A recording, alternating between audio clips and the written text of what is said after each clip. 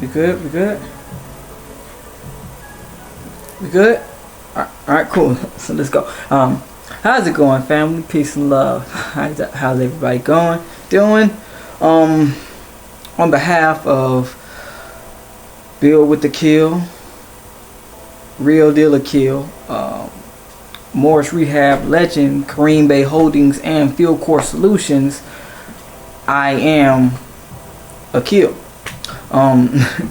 So what we have here, what we're gonna do today is we're going through we're gonna call this our Real Deal Akil Deep Dive Edition.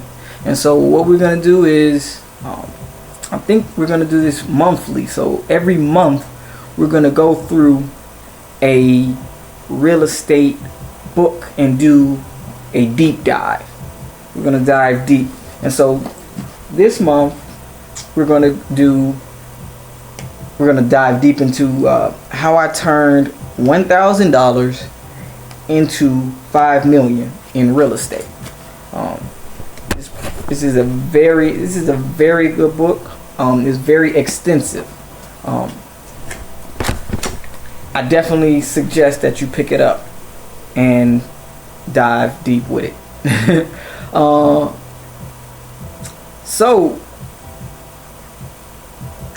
what I'm wanting to do with this is to really start using my platform intentionally and, you know what I'm saying, productively. So I invite you all to feel free to come with me on my journey as I develop into a premier Moorish American real estate investor. During this journey, I'll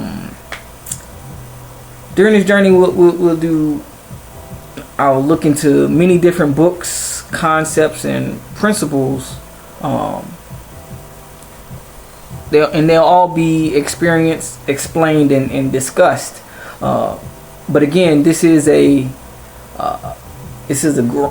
growing process for us all. So make sure to chime in and give feedback wherever you see fit. Peace, family. Peace. Boom.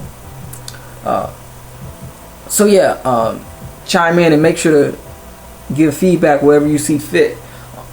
But really, what I want you to do is listen for the classic, principles of success that you'll hear in these reviews, in these books, in these discussions. Just listen for the principles of success, and see how you can apply them to whatever it is that you're doing. I know me, I'm looking to apply these success principles to real estate, but you can do the same thing to music. You can do it. You can apply these principles to sports. Whatever you set your goals to, or set your intentions and attention on. That's what you can seek to manifest. I'm actually reminded of a good piece of advice that one of my wise men once gave to me. You know what I'm saying? He said, wise men learn from their mistakes, but geniuses learn from others' mistakes. So again, wise men learn from their mistakes, while the genius learns from another person's mistakes. So without further ado, let's start the build. So yeah, we're gonna for this month, what we're gonna do is we're gonna move into chapter 1 of this book. It's entitled "How You Can Make $1 Million." and actually, I'm reminded of something else that happened earlier today. It was super crazy. I had I'm actually an active investor, right? So I had a another investor, if you will. I don't know what he was doing. I don't know what you would call him really. But he was this dude, whatever, called me up, reached out to me because of somehow he got my information and called me, basically trying to pitch to me a single family house, single family home, I guess, build, if you will, or single family home opportunity. We'll call it 1465. So he was trying to pitch me this single family home opportunity, and just really talking up this property, how good it was, how it was the next best thing since sliced bread, how it was right next to a school, and how, you know what I'm saying, the property was in prime condition and X, Y, and Z. And I'm like, seriously, dude? Like, are you serious? Do you know the state of the economy right now? And so I'm asking him, we're the market is getting ready to move into a correction, right? And so he's like, are you one of those guys? Or you think that's really gonna happen? I'm like, seriously, dude? I know us personally, we at Field Core Solutions and Kariym-Bey Holdings, we're not moving right now. We're not moving our positions right now. We're sticking to we want to stay. The sweet spot for us is we're either going to we're moving for high equity positions. So positions where you own the property, or short rehab. So 3 to maybe 3 to 5 month rehab projects. That's pretty much going to be our bread and butter for this, to ride out this correction. But so he's talking this, that, and the third, and I'm like, all right, whatever. Just send me the deal, send me what you got, and I'll still run the numbers, and I'll get back to you. But in the back of my mind, I'm like, this dude, he's really, what I'm thinking is, he was trying to get rid of some bad debt, which is something you definitely have to watch out for. The prime lesson in that was, real estate is slow. Real estate is very slow. Don't allow other people to come in and knock you off your square. You know what I'm saying? Again, like I was saying, he was probably trying to get rid of some bad debt. So I just kind of played him to the side. I curved him. But whatever. On to the next one, right? So back to our book here, how I turned $1,000 into $5 million in real estate. And really the entire title is how I turned $1,000 into $5 million in real estate in my spare time. So what we're going to do is we're going to go into chapter 1. Chapter 1, peace. Quan, what's good with you, bro? Peace. So yeah, chapter 1 talks about how to grow rich on borrowed money. Growing rich on borrowed money, basically.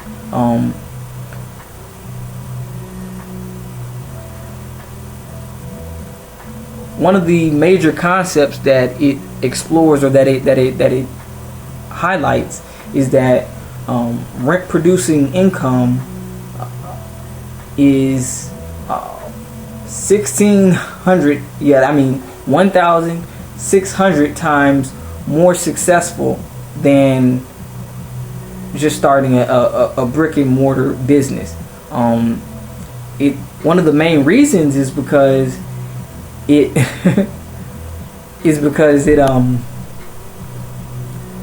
you use leverage, and it's what we call a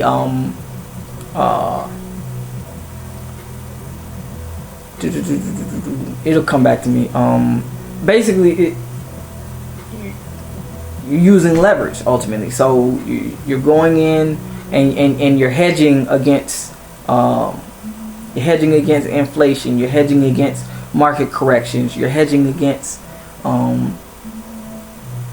essentially you're hedging against time, because you're buying a piece of real estate, and you are, with the proper analysis, you're expecting that real estate to be expecting the loan, or what we'll call the mortgage, to be paid down by the people that you're renting it out to. So I mean, what other investment is going to allow you to get into the investment and then allow essentially your customers to secure the investment for you? And then after you secure it, it's all 100% profit after that.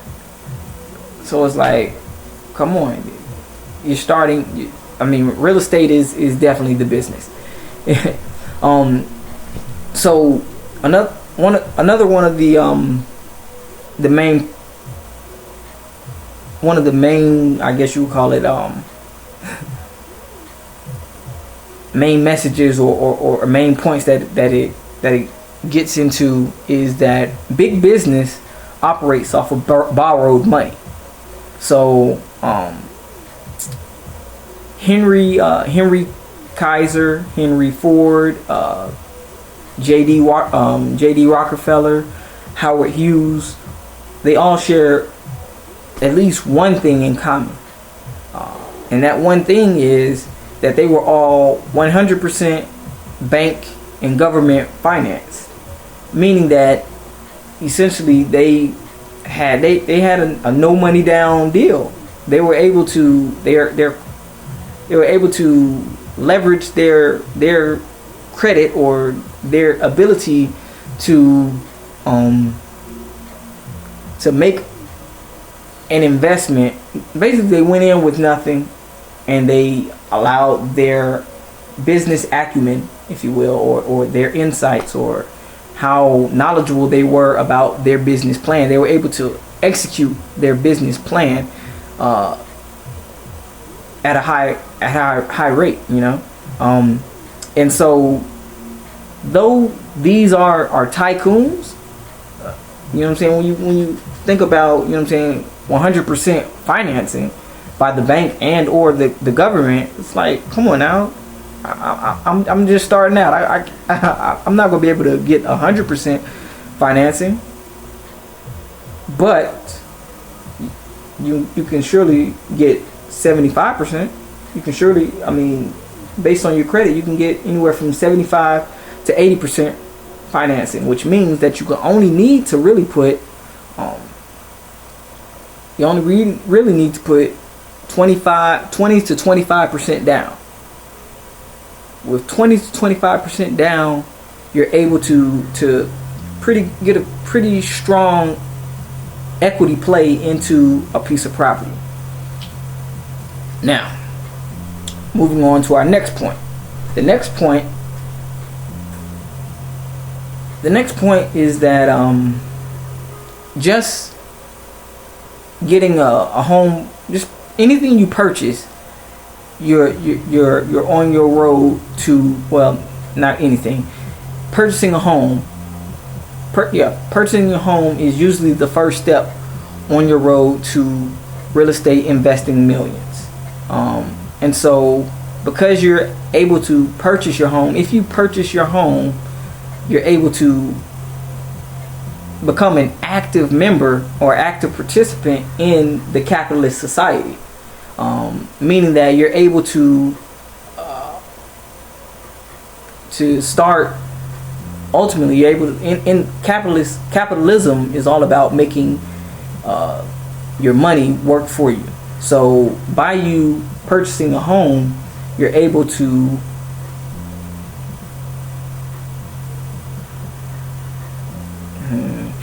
so by you purchasing your home, you're able to start increasing your equity and therefore your wealth ultimately. One of my sidebar personal story, and this speaks to the importance of due diligence. I recently just had a deal offered to me, basically, and it was supposed to be I was looking for a lease option. A lease option is basically a rent to own on a house. So you're renting to own on a house, and that's another term for a lease option. So on the lease option, on this particular lease option, I actually found it on Craigslist, and based on the pictures, it looked very very very enticing. It looked I could tell that they spent a lot of money on the interior guts of this. This was a bungalow, so pretty much a one-story house. It was a 2-bedroom, 1-bath bungalow in East Point. But when I actually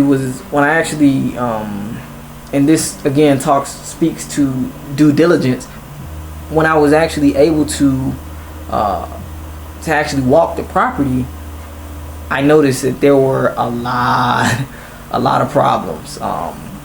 One, I could tell. One thing, you need to always walk the property with someone that is actually qualified or actually able to tell some constructual I guess concerns. So or you need to be able to point out different aspects of the structure in the house. That being said, when I went the first time, I thought it was cool. I walked the property and I saw a few things for concern, but nothing too major. It looked pretty decent to me. But when I walked the property the second time with my contractor, he pointed out a bunch of different problems. One, they actually spray painted the roof black, which meant that they were probably trying to hide some problems or some defaults in the structure of the roof. Crazies. No, they literally spray painted the shingles black so that it looked smooth and I guess silky to me. But I was, again, that untrained eye. When I was able to actually get my contractor to walk the property with me, it was one of the first things he pointed out. Secondly, we noticed that on the panels for the actual let me see, for the, what is that, for the exterior wall on the panel of the front of the house, basically, you could tell that there were some patching, because you could visually see and at least at least to the trained eye, you could see that they patched some of the wood basically. So some of the siding was new, brand new, and then the other, like a few sections above that, you could tell that it was about maybe I would say about a 1980s, 1990 construction. So it was like basically visually older wood in the literal front panel of the actual house. And so that was another thing that he pointed out. My contractor pointed out to me. I was like, wow, okay. definitely something that I missed. Another thing, and this will be the last thing that I missed, he could on, like, so again, this was a bungalow, so it's a 1-story house. As you walk on the side and go to the back patio, you could tell that, or he was able to tell that that the house had some additions, if you will. The house had an addition to it, so it was basically, we'll say it was maybe a 1,600 square foot house that they added an extra panel for, or they added an extra sunroom, if you will, for, and that bumped it out to 1,800 square feet. But the way that the construction was so shoddy, that he was able to tell that the the butting, if you will, of the angles on the corner, on that corner, before you get around to the patio, you could tell that some maneuvering had been done.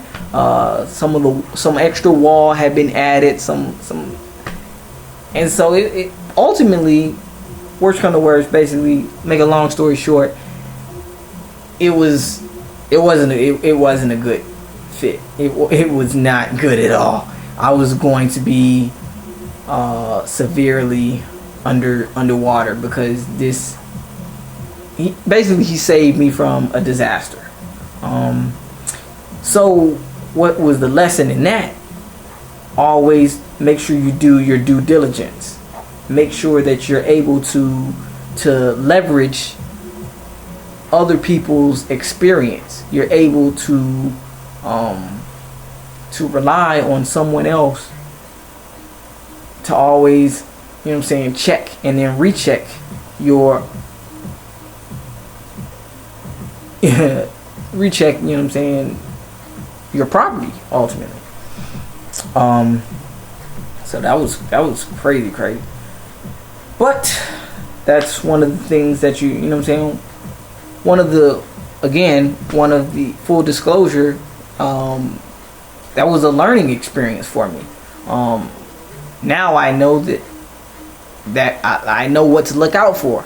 You know, I know at least one thing, or 3 things in this case, to look out for on my next home purchase. Which brings me to the first point in the book, actually. The first major point in the book,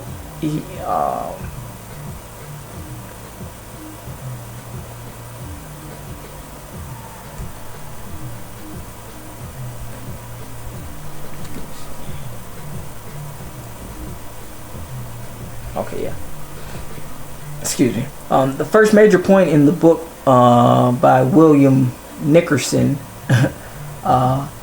he says that, you know what I'm saying, making a home purchase is the usual first step in the road to real estate investing millions. So being a homeowner makes you an active participant in what we call the capitalist society. By you becoming a homeowner, you're able to start letting your money work for you. And as you continue to pay down the debt or the mortgage, you continue to gain equity. And equity is basically like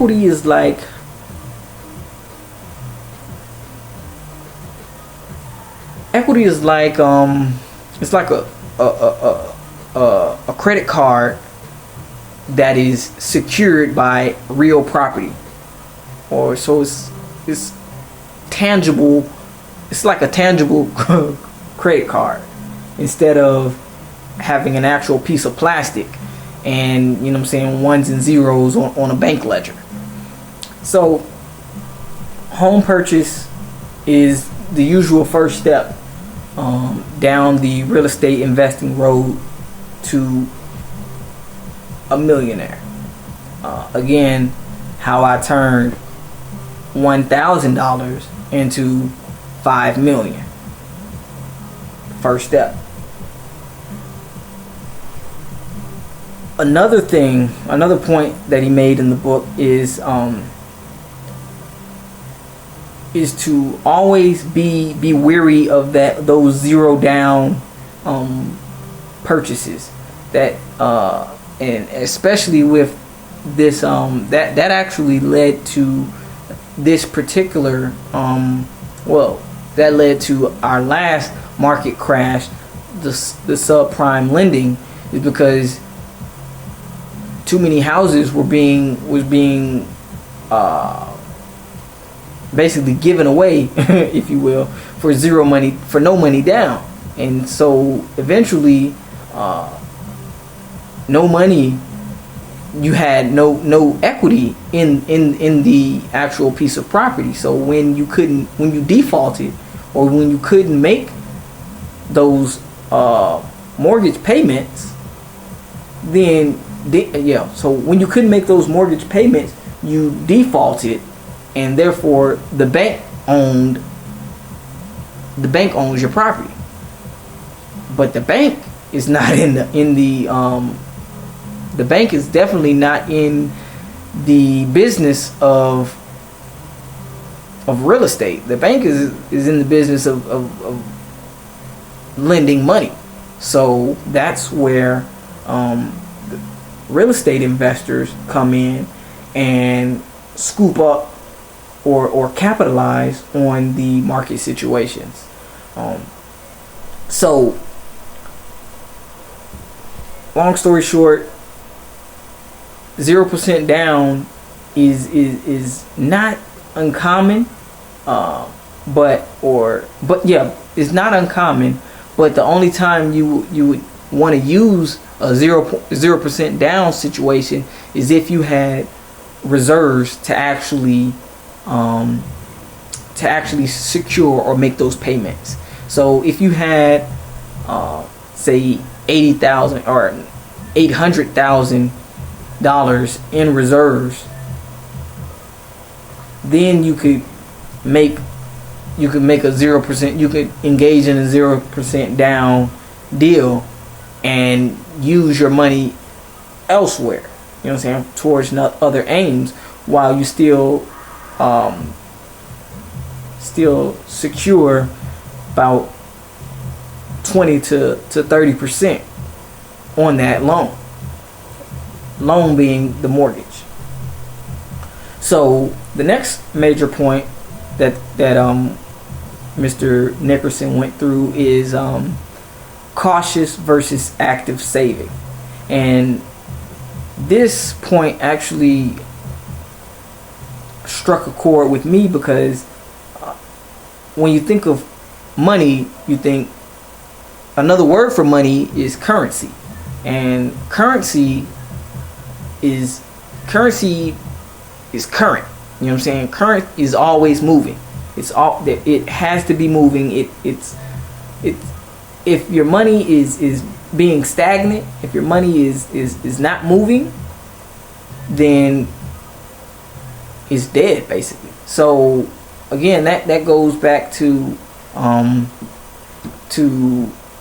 know what I'm saying, this facade of, you know what I'm saying, saving money. Cautious versus active saving. So cautious saving is literally putting your money in the bank, and or in, we'll say, in Wells Fargo, and then basically opening a savings account in Wells Fargo and just letting your money sit there. That is, it's cautious. You're not allowing the money to move. A better, or I would say another strategy that you might use is to actually open up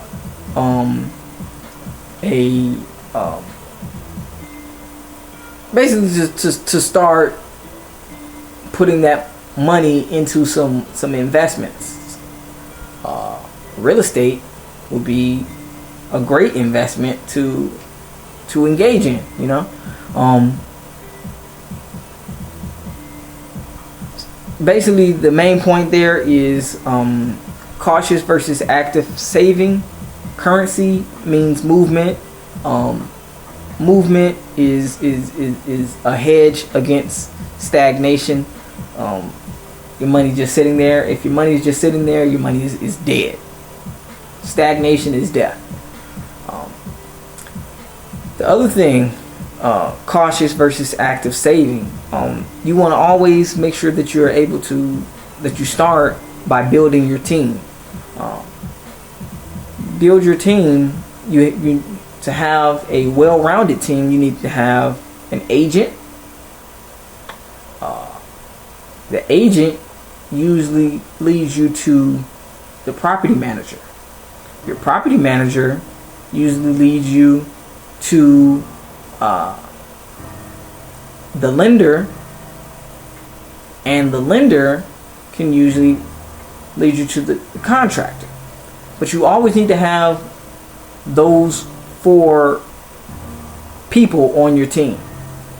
In real estate investing, you always need to make sure that you have an agent, a property manager, a contractor, and a lender.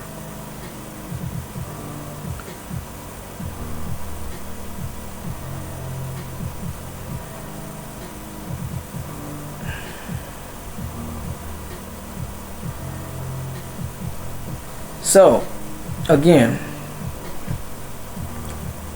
one of the main, I guess the main crux of this book you'll find over and over again is the concept of pyramiding your money, or finding financial success through real estate.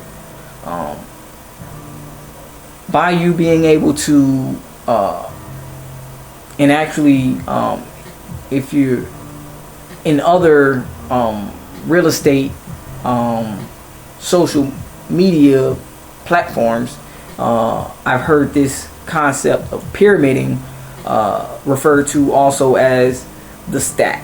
So basically this book is an in-depth version of the stack, and if you want to learn about the stack, I'll actually do another video about that later on, inshallah.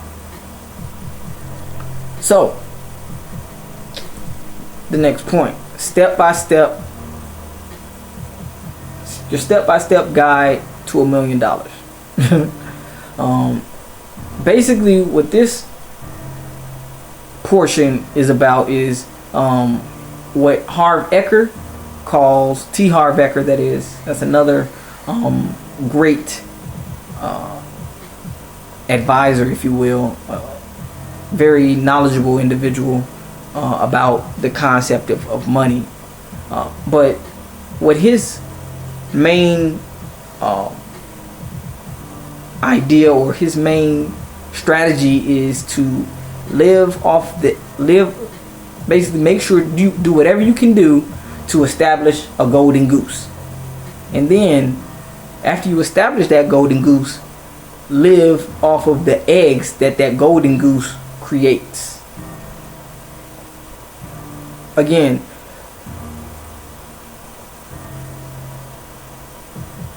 do leverage as much as you can to create a golden goose for yourself and your family, and then live off of the eggs that golden goose generates. Now, applying that to real estate, we'll say, so the golden goose is you buying a house, and as you continue to pay down the mortgage or the loan on that house, eventually you own the house outright. Once you own the house outright, or actually once you own once you own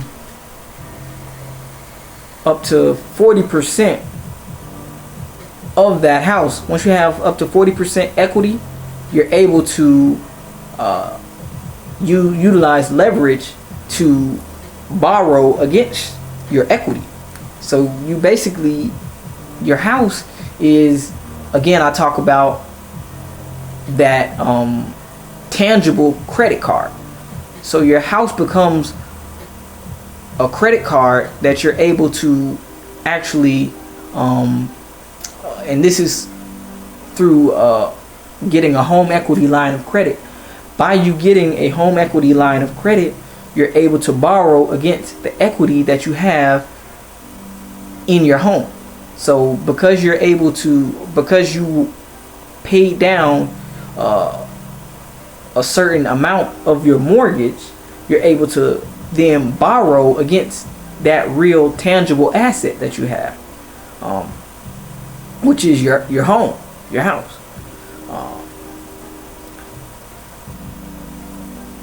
So another concept with the whole concept of I guess gaining equity in your home, I began to think of the concept of the quote, as delegation flows as your compensation grows.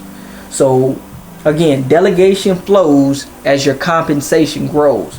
So as you're beginning to generate more money, as you're able to earn more money in real estate, you need to start delegating what it is that you pay attention to, because as you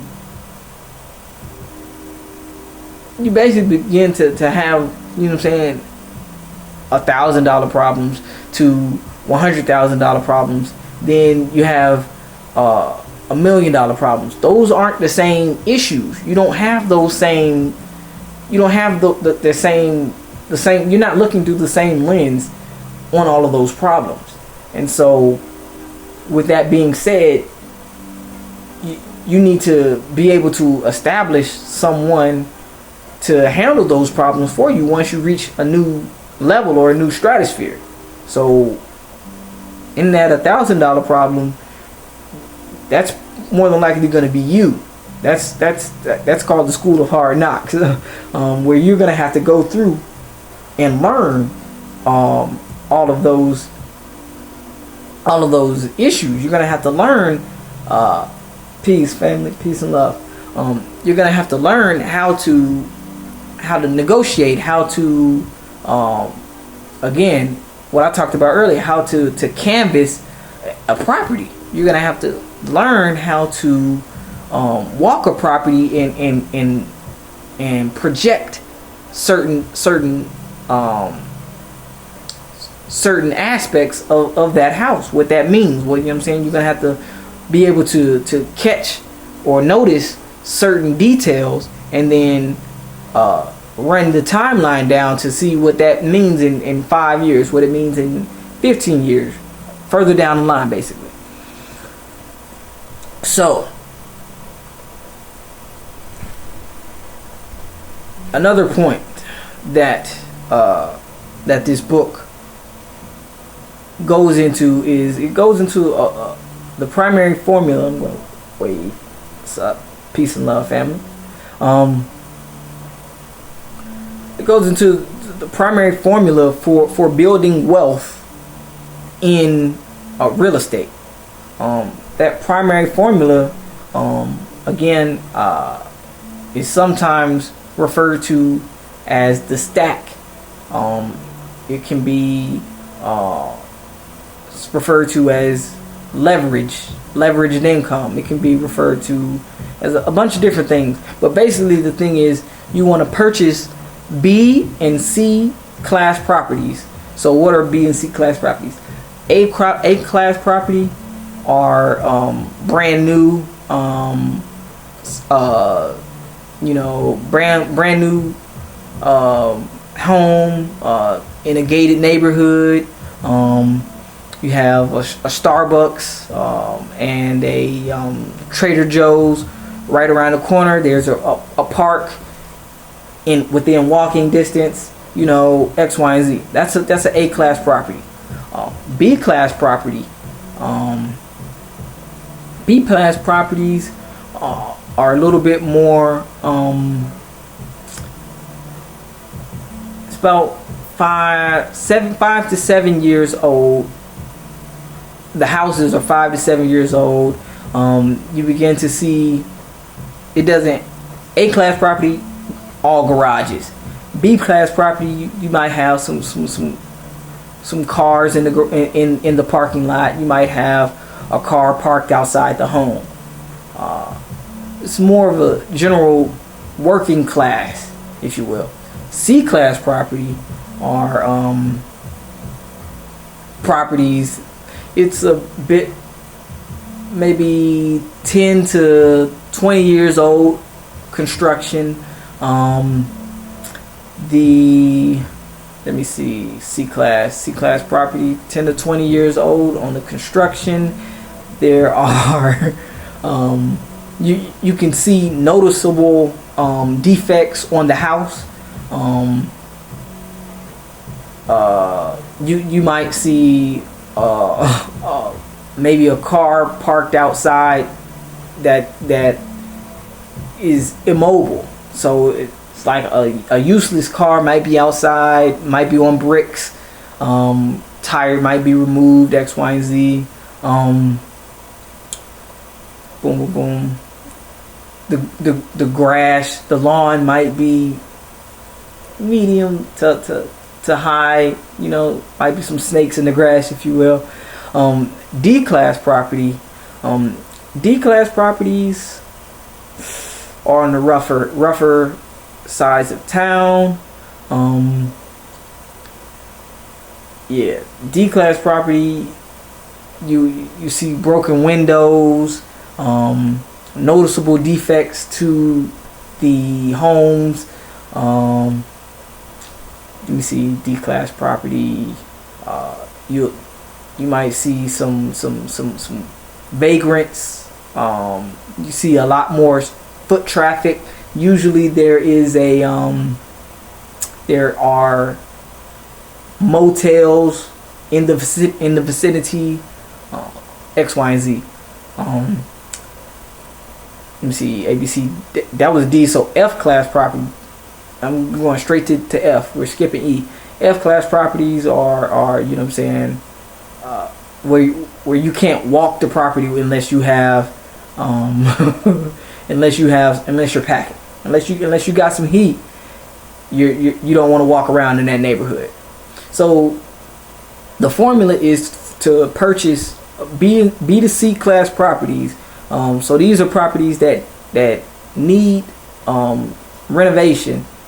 Notice light renovations, not major, but light renovations. Basically value adds. So properties where you can see where you there's an opportunity for you to add value and thus increase the value of the home.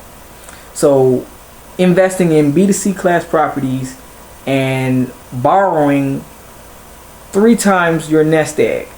So borrowing 3 times the purchase price. So basically you're going in and you want to get 75% of the purchase price. Again, I talked about, you know what I'm saying, having some skin in the game, being able to have some real equity in a position or in a home by you having 25% in the deal, if you will. You're able to withstand market corrections, like what we're going through now, or like like this corona mess, if you will, or this corona pandemic. Not respect to all of those affected, the corona pandemic. So the formula is, again, purchase B2C class properties needing renovations and then borrowing 3 times your nest egg. That's conservatively. So you're borrowing 75% of the purchase price on a piece of real estate. Then your nest egg, you use 6% of your savings, 6% of that nest egg, to plus 6% of that nest egg plus the income that you generate from buying that property. So that's another thing. You typically want to get property that has that you're able to realize the cash flow. You don't want to buy property that has negative cash flow, meaning property that you're spending money, but you're not able to get any. You're not gaining any money from it. So from that cash flow that you get, you're going to use 6% of that. 6% of that nest egg plus any cash flow to engage in renovations. Basically, any improvements that you want to make on the property, so that you're able to sell the property in 2 years and get about 12.5-13% gross. So you're able to get that's, so what was that, 70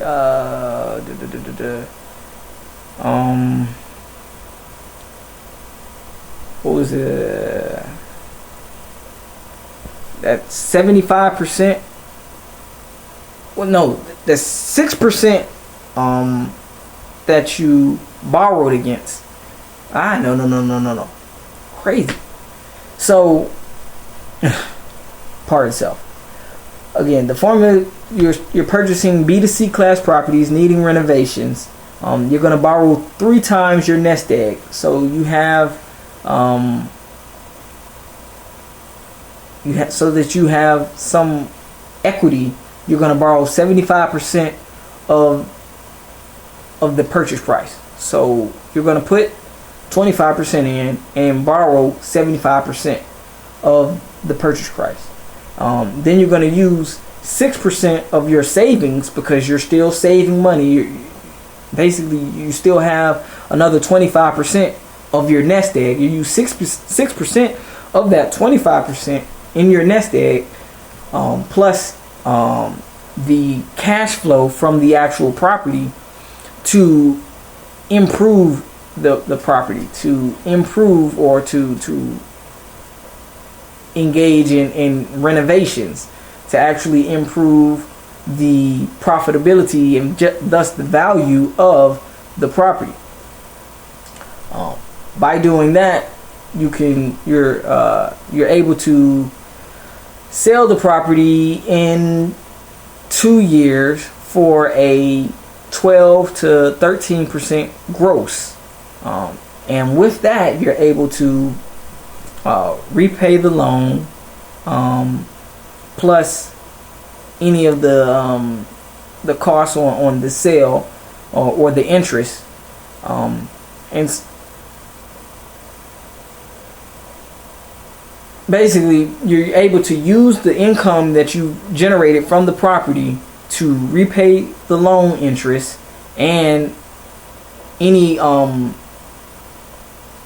monthly installments that you have, basically.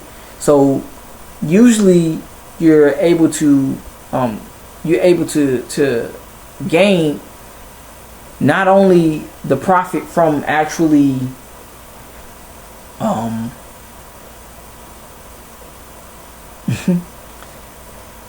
usually you're able to hold on, let me go through this notes. Notes. So you sell the property in 2 years for 12.5% gross, and with that gross you're able to repay the loan, repay the interest through monthly installments, and thus net any of your amortized loan amount. So basically the rental income, you're able to because you were able to utilize that rental income to pay down the loan. By you being able to pay down that loan, that also acts as another way for you to gain equity or interest, and thus profit even more in the in that particular piece of real estate. And so you're able to conservatively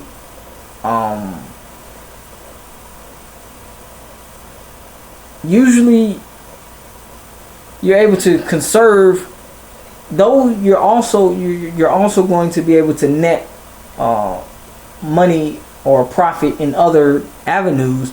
You want to conservatively save that money, again, for your nest egg, for any emergency expenses that might arise.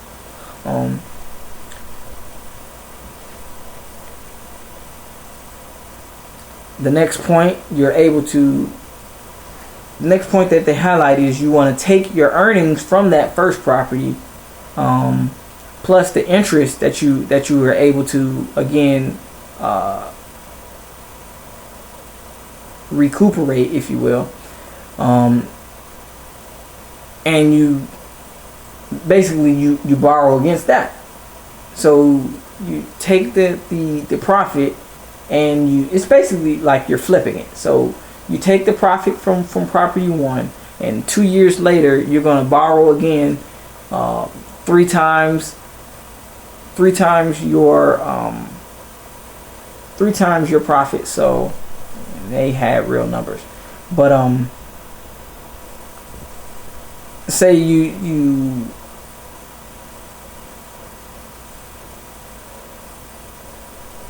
let me look. So you take your earnings plus the interest that you generated from that property, and you borrow 3 times the amount. So again, it's basically rinse, wash, repeat. Remember how you went in initially with $1,000, and then you were able to borrow 3 times that amount because you put down 25%, and the bank gave you 75%. Peace and love. 5-star cuts. Boom. So again, because you were able to put down 25%, the bank gave you 75%. and you're able to utilize that 75% to again recuperate, or to plug back into the business, if you will. So you use,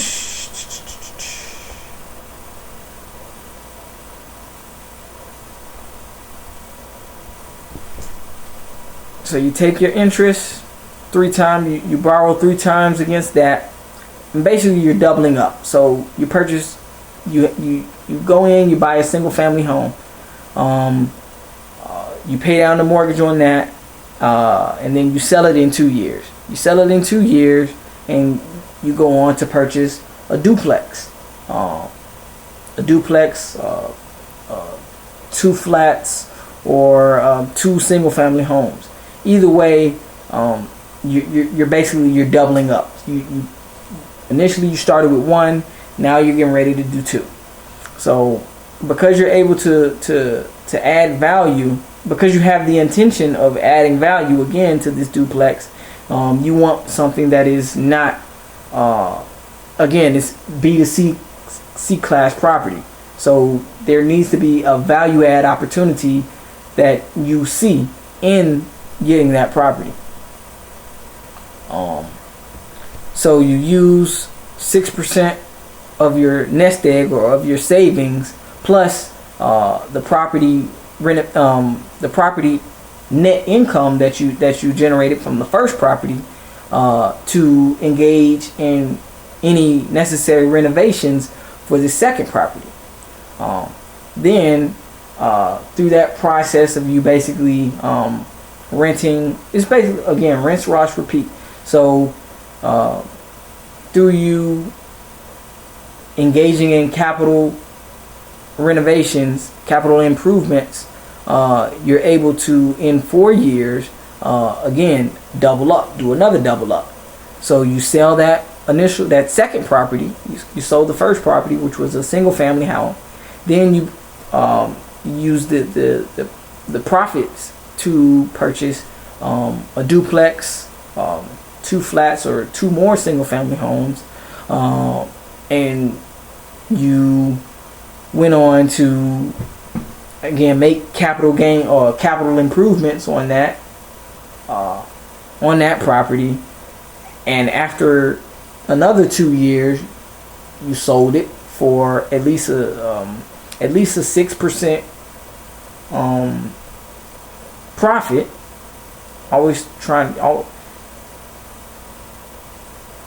In the book they talk about being safe. A safe margin, they said, was to to bank on at least 6% profit. That's their being safe.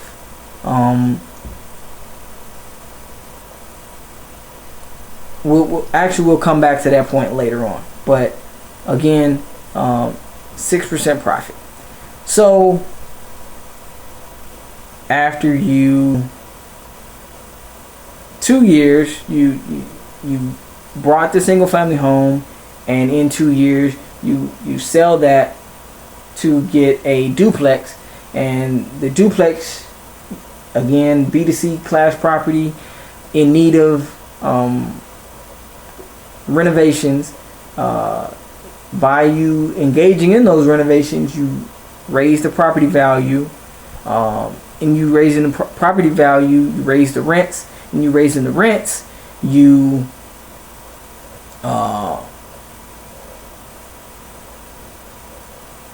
hold that position for another 2 years, and then in 2 years you basically sell that house, which is you sell that duplex, and you move on in 6 years now to a fourplex. No, in 4 years, because you had the single family 2 years, duplex. Boom. So we're gonna end. Yeah. And video there.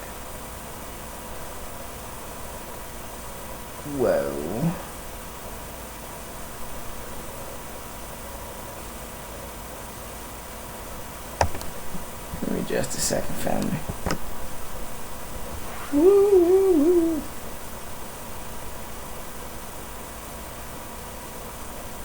Next.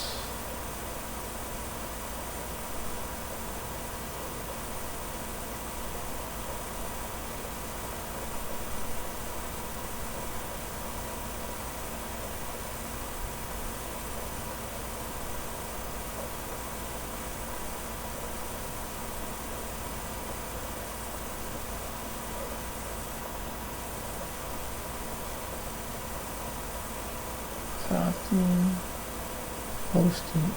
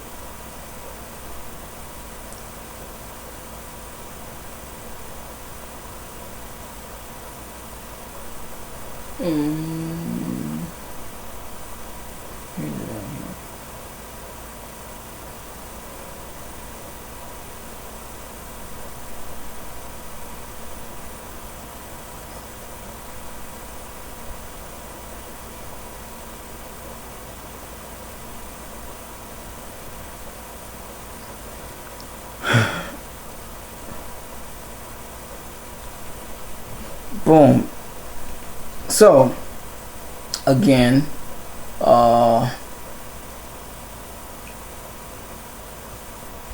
so you have the single family home, you buy that, you make capital improvements, you sell it in 2 years to get a duplex. Again, B2C class property.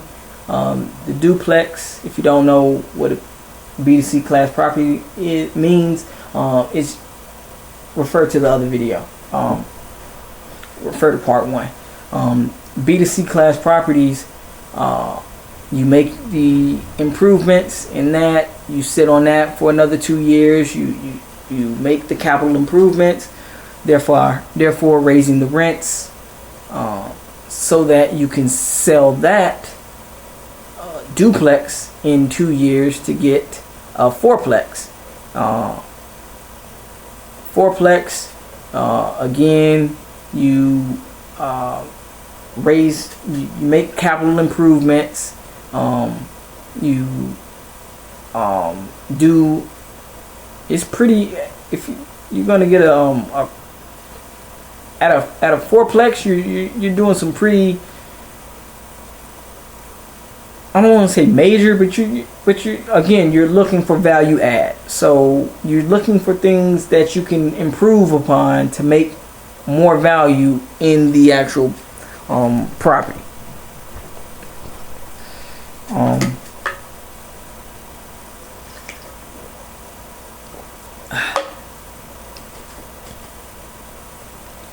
So you do that, you get your fourplex, and in 6 years you sell the fourplex for 45%, for about 30 to 45% gross your initial investment. So basically what you're doing is you're using your money, or it's basically it's a compounding machine. So you're able to compound your money and let your money work for you. You take that initial $1,000 and you've now flipped it and made a 45% gross on that money.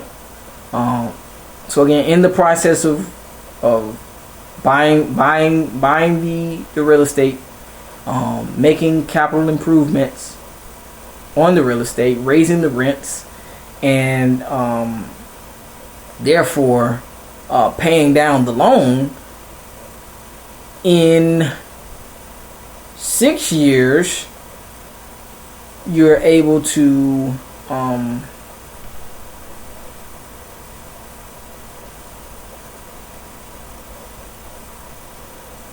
to sell that fourplex, make 45% gross. Rinse, wash, repeat again every 2 years. You're borrowing 3 times your the purchase price. You're borrowing 3 times the purchase price.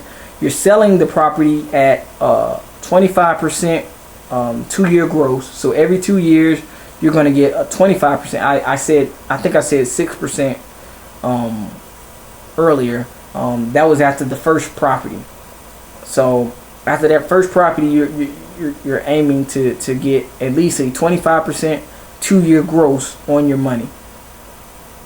So you're borrowing 3 times the purchase price. You're selling at 25% profit, 2-year gross, and then you're gonna put about 5% in the average. So the average sale is going to cost you about 5%. You know what I'm saying? Holding X, Y, and Z, holding costs. So you rinse, wash, repeat every 2 years, and you've gone now from 6 years to 8 years. You're able to turn that $1,000 initial investment. In 8 years, you've now made an 82 to 83% gross on your money. In 16 years, you're going to make a whopping 813% gross on your money. And then in 20 years, wait for it. Hold up. Guess how much gross do you think you're going to get on a 20-year investment? Basically, again, actively compounding your money. I'll wait. So yeah, in 20 years, you will have, if you again, you follow this rinse, wash, repeat, same process of borrowing 3 times the purchase price, holding for 2 years, selling at 25% gross, and then incurring paying a modest average 5% sales cost. In 20 years, that in 20 years, that $1,000, you now have a 2,499% net gross on that money in 20 years. Now do you see why real estate is so amazing? Real estate is again, I talked about this earlier. Real estate is a slow game. It's very methodical. It's very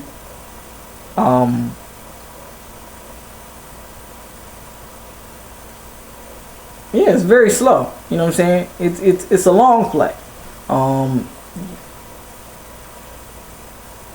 Simple as that. I mean, in 20 years, 2,000 anything, 2,000, roughly 2,500% net gross. That's crazy. So that's the formula. That is the formula, the active compounding formula that is introduced in this book. It's absolutely amazing. I definitely look forward to making my own 2,500% net gross. See me in 20.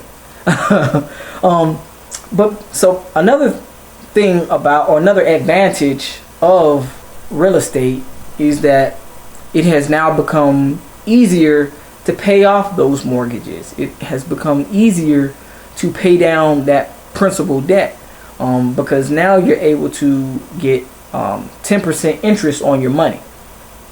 Again, letting your money work for you. Also, you're able to invest in and utilize higher monthly payments, and by you using those higher monthly payments, remember I talked about having 20 to 25% interest in your initial basically putting 20 to 25% down. Because you're able to do that, you're able to pay down the principal or the mortgage quicker. So the advantage is you have those higher monthly payments, and even you're able to utilize balloon payments, which are other strategies for you to ultimately, like I said, pay down the principal quicker, and thus you can refi or refinance. Remember I talked about pulling out the interest, so you can refinance properties in 3 to 5 years now. Another advantage of real estate is you have operating income, or your operating net equals the rental's net income. So because you're able to basically you leave money inside the deal. You don't. So a refinance, you're pulling money out to engage or to further purchase more properties. If you leave the money inside the deal, it allows you to turn over that money quicker. Though you're paying down the mortgage on that deal or on that particular real estate, by you leaving the money into that deal, again, you allow the money to turn over and thus generate more capital gains. So basically what you're doing is you're generating good debt. It's 4 steps. 4 steps to generating good debt. You want to borrow maximum. You want to borrow as much as you can safely. Again, I talked about having those reserves so that you can borrow against it, but you still know that you have that pool of money just in case you want to just in case you get into an emergency situation. The second step is to buy only home run properties. So you buy only properties that have gone through multiple levels of due diligence, multiple levels of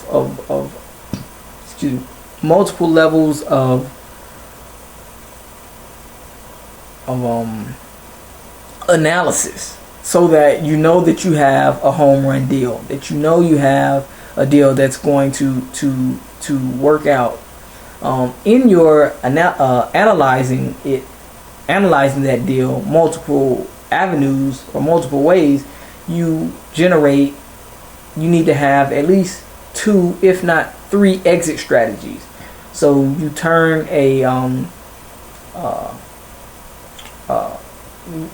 we talked about that initial single family home, SFH we'll call it. You turn that SFH into a rental. You may turn the rental into a lease option.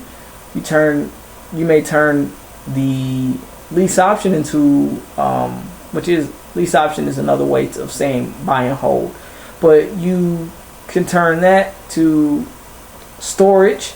You may also basically you want to have multiple ways to exit the deal. Boom. The third step is you want to always search for the value add, meaning you're always looking for improvements that you can make on a property, therefore increasing the value of the property.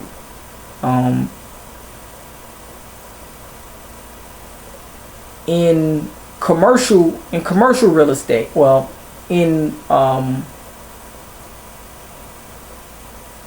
residential real estate, the value of the property is based on surrounding properties, or what we call comparables or comparables.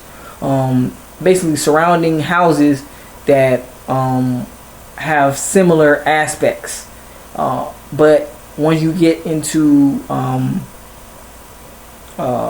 commercial real estate, the value of the property is based on how much money you can actually how much, basically the value of a commercial property is based on how much money you can actually generate. So you have, we'll take that initial single family house. Residential is just a single family house. But if you were, let's say you were able to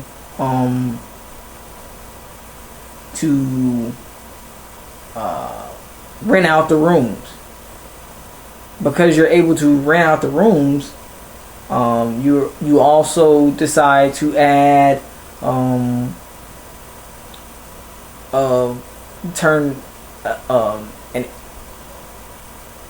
you add a garage. You add a detached garage. That detached garage can then turn into storage space.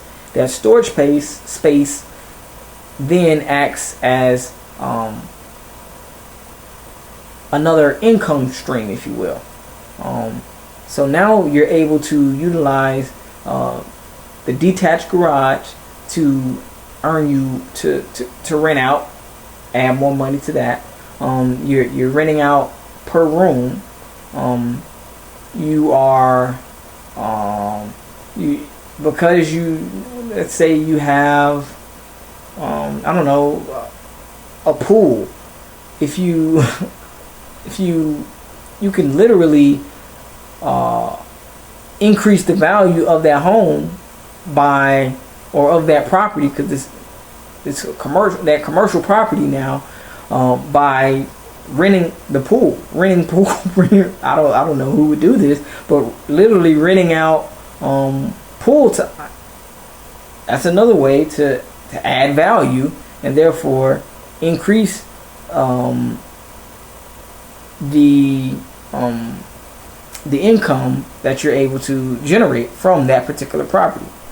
And then finally, the fourth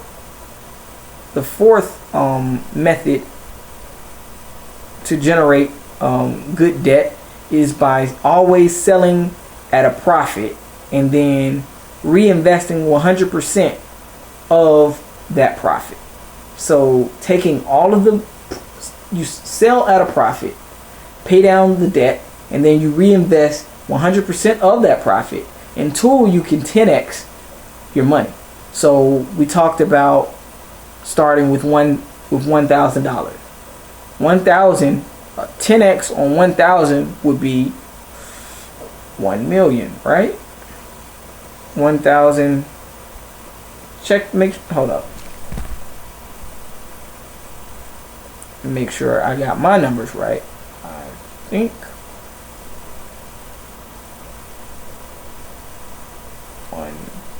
$1,000.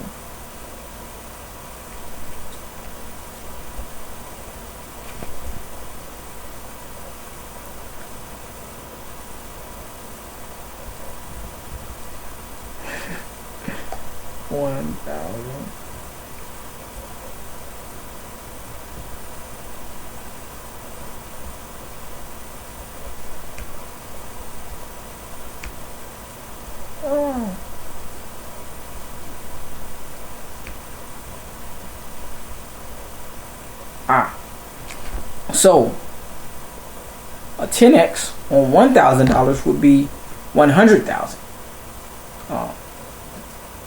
Tripping. So again, the steps for generating good debt is one, you want to always borrow the maximum that you can safely repay. Again, you want to always make sure that you have that that reserve to get you out of any unwanted positions or X, Y, and Z. Two, you only want to buy home run properties. Home run meaning that the only way that you know that it is a home run property is because you've gone through multiple levels of analysis and or multiple levels of due diligence. The third step is you always want to invest in value add, so something that you can add value to. You can buy at one price and then add more value so that you can sell at an even higher price. And then you want to always, and then number 4, the final step is to always sell at a profit and then reinvest 100% of your profit until you ultimately 10x your initial investment.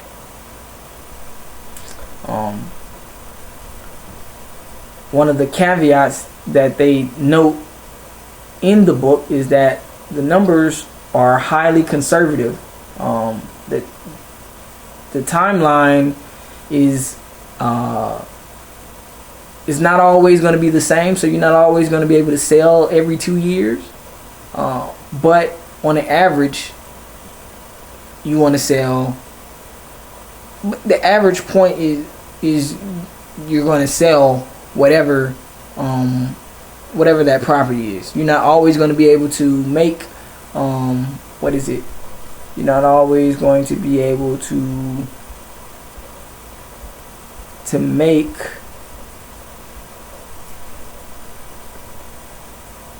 you're not always going to put 20% or 25% down, but over the long run you want to be able to put, as an average, again, you want to put 20 to 25% down. On some cases, you may put 15% down. As you may initially you start off maybe 25-30%, especially in these economic times.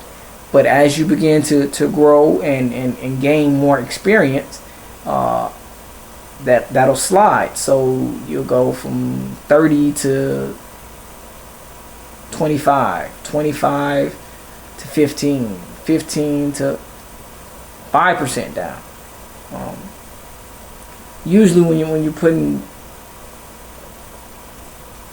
matter of fact, let me not even go there. So yeah, as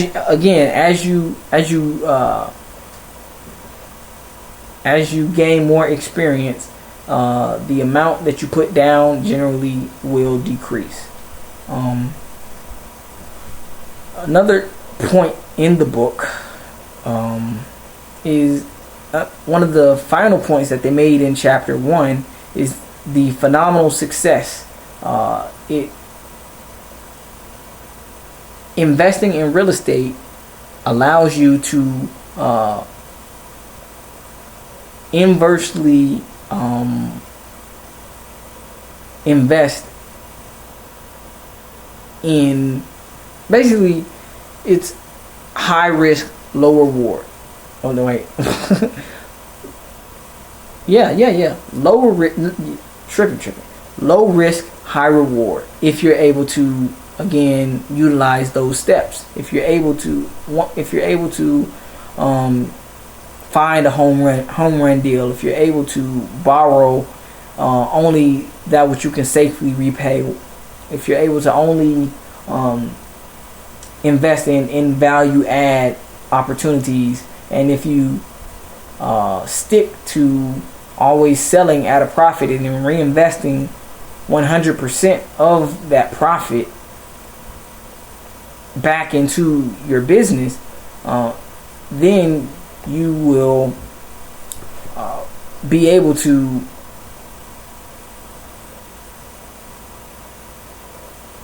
reach phenomenal success. And one of the quotes that they say in the book is that Investing in real estate, you have a better than 1,600 to 1 as a chance of actual success, as opposed to a traditional business, a traditional brick and mortar business. There are a lot more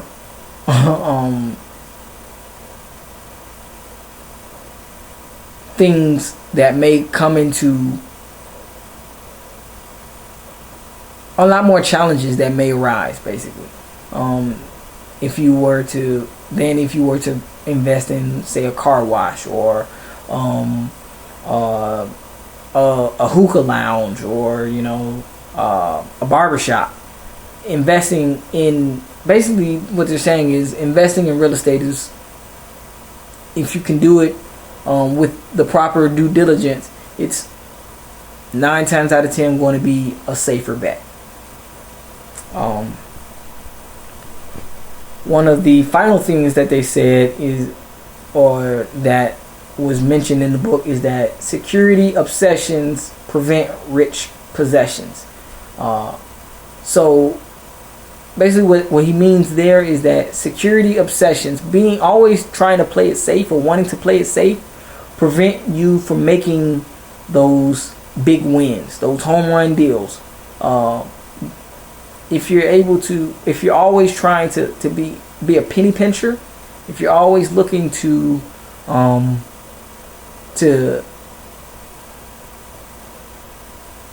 I don't want to say guard your money, but because you want to be fiscally responsible with your money, which is why you have to go through so much deal analysis to make sure that you identify and invest only in home run deals. But if you're so much of a penny pincher that you're not even willing to look at and identify those home run deals, then you're not really, apparently you don't want to, you want to stay stagnant, basically. If you want to be a penny pincher, you want to stay stagnant. You want to stay stagnant, meaning you're okay with whatever your current life situation is, ultimately. Basically, the main point is, be willing to take calculated risks. Calculated risk plus leverage equals success. Now, some of the big quotes that I identified in this first chapter are: 1, although fortune favors the early starters, each day of delay loads the dice against you. So although we are going,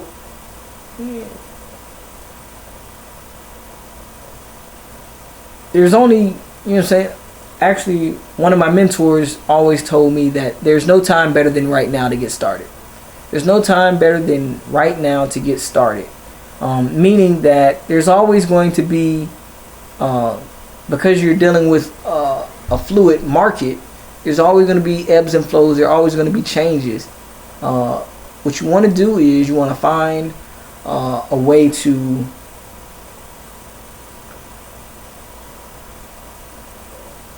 analyze your market, develop a strategy, and then execute that strategy. That strategy should also include certain contingencies just in case you need to pivot. What we're going through now in this market crash, if you will, this coronavirus thing, is another pivot.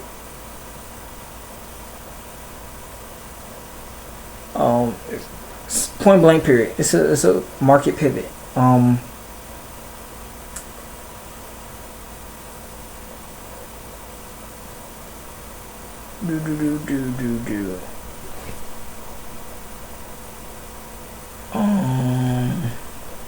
another quote. Without risking your, you always want to have, one of the things they also pointed in this book is you always want to have the mindset of, or the goal of reaching comfort and luxury without risking security. So you always want to set up for comfort and luxury. You always want to be setting up for comfort and luxury in life, but you don't want to risk security. You don't want to risk those tangible assets. You know what I'm saying? That goes back into real estate being a safe bet, if you will. It's all because back to my example about real estate being or serving as a tangible credit card, because you're able to borrow against the equity that you have in that real piece of real estate, that real property.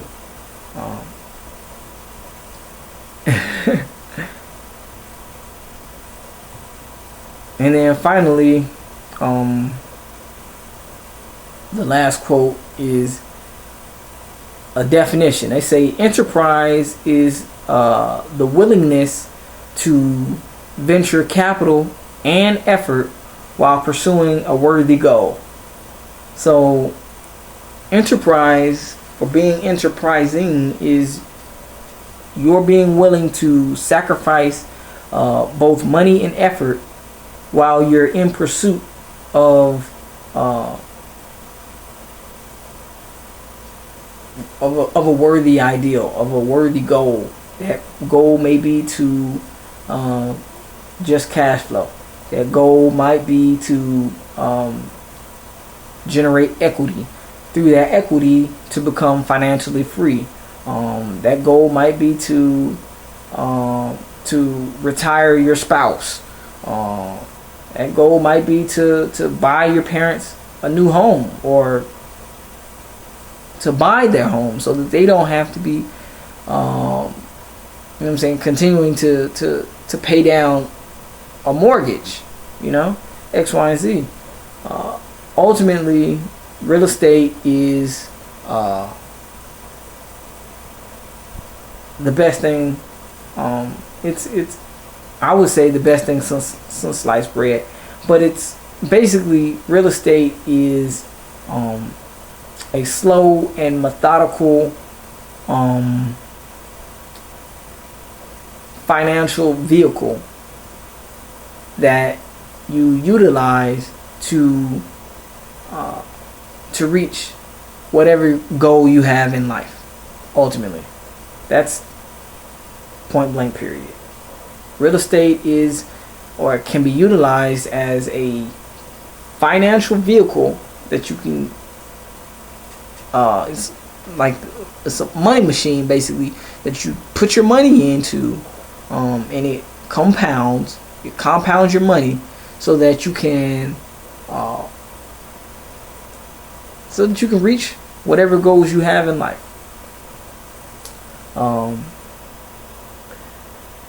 That ends chapter 1. Dang. Chapter 1 of the which is entitled "How You Can Make $1 Million." Again, turning that $1,000 investment and then capitalizing that to 100,000, and then compounding that to 1 million. Through your being able to do that, you are on the road to financial success and freedom. Again, my name is Akil. This is another episode of Real Deal Akil. This is the deep dive edition, though. So, Real Deal Akil, deep dive, diving deep. This is the Build with Akil series. Morris Rehab, Legend, Kariym-Bey Holdings, Field Core Solutions. Make sure to check us out. Peace and love, family. Yikes. And